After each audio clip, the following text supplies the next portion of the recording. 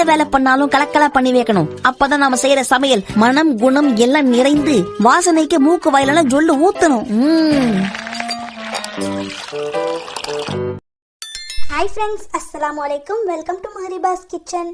இந்த மாதிரி ஒரு பொரியல் ரெசிபி நீங்கள் உங்கள் வாழ்நாளே சாப்பிட்ருக்க மாட்டீங்க. அப்படி ஒரு சூப்பரான டேஸ்டியான ஒரு ரெசிபியை தான் இன்றைக்கி பார்க்க போகிறோம். அது செய்கிறதுக்கு முதல்ல ஒரு பேன் அடுப்பில் வச்சுட்டு சூடு பண்ணிவிட்டு ஒரு 4லேருந்து 5 டேபிள் ஸ்பூன் அளவுக்கு எண்ணெய் சேர்த்துக்கலாம்.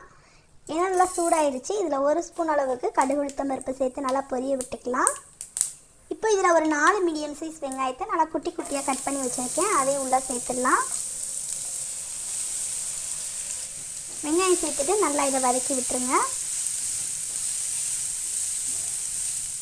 வெங்காயம் லைட்டாக இந்த மாதிரி வதங்கி வந்ததுக்கப்புறமா நம்ம கருவேப்பிலை சேர்த்துக்கலாம். நான் ஒரு 2 கொத்து கருவேப்பிலை சேர்த்துக்கிறேன். கருவேப்பிலை சேர்த்துட்டு நல்லா இதை கலந்து விட்டுருங்க.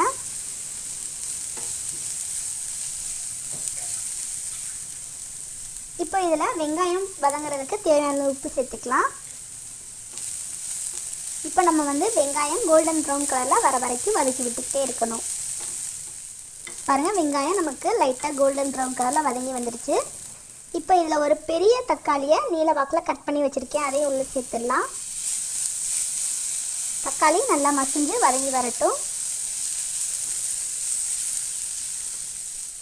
தக்காளி இந்த மாதிரி வதங்கி வந்துடுச்சு. அடுத்து இதில் ஒரு 1/4 ஸ்பூன் அளவுக்கு இஞ்சி பூண்டு பேஸ்ட் சேர்த்துக்கலாம். கண்டிப்பாக இந்த மாதிரி பொரியல் ரெசிபி கண்டிப்பாக செஞ்சுருக்க மாட்டீங்க. குழந்தைங்களுக்கு செஞ்சு கொடுத்தீங்கன்னா ரொம்பவே விரும்பி சாப்பிடுவாங்க. அதுவும் காய்கறி சாப்பிட விரும்பாத குழந்தைங்க ரொம்பவே விரும்பி கேட்டு வாங்கி சாப்பிடுவாங்க. இப்போ பாருங்கள், இஞ்சி பூண்டு பேஸ்ட்டோட பச்சை வாசனை போயிடுச்சு. இப்போ இதை நம்ம கட் பண்ணி வச்சுருக்க கேரட் பீன்ஸ் உள்ளே சேர்த்துடலாம். நான் 2லேயுமே 100 கிராம் எடுத்திருக்கேன். நீங்கள் எவ்வளோ வேணுமோ அதுக்கு தகுந்த மாதிரி பார்த்து சேர்த்துக்கோங்க. இது அப்ராக்சிமேட்டாக ஒரு 4 பேர் சாப்பிட்லாம். இப்போ காய்கறி சேர்த்தாச்சு. வெங்காயம் தக்காளி இஞ்சி பூண்டு பேஸ்ட்டோட நல்லா இது கலந்து விட்டுடலாம் காய்கறியை. இப்போ பாருங்கள், நல்லா மிக்ஸ் பண்ணி விட்டாச்சு. இப்போ நம்ம காய்கறிக்கு தேவையான அளவு உப்பு சேர்த்துக்கலாம். ஆல்ரெடி நம்ம வெங்காயத்துக்கு மட்டும்தான் உப்பு சேர்த்துருக்கோம். உப்பு சேர்த்துட்டு நல்லா கலந்து விட்டுருங்க.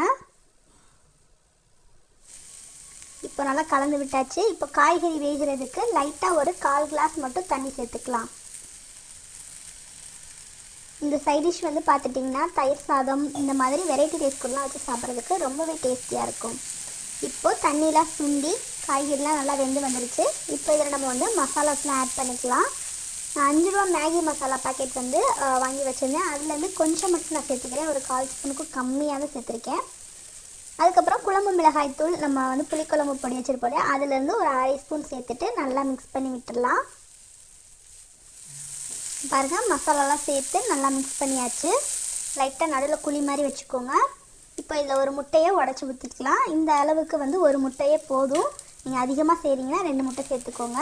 முட்டை சேர்த்த அப்புறமா அடுப்பு லோ ஃப்ளேமில் வச்சுக்கோங்க. முட்டை ரொம்ப அதிகமாக வெந்துடக்கூடாது. லைட்டாக காய்கறியோடு மிக்ஸ் ஆகி கொலன்னு ஒரு மாதிரி ஸ்டேஜில் இருக்கும். அந்த ஸ்டேஜில் ஸ்டவ் ஆஃப் பண்ணிவிட்டு இறக்கிடுங்க.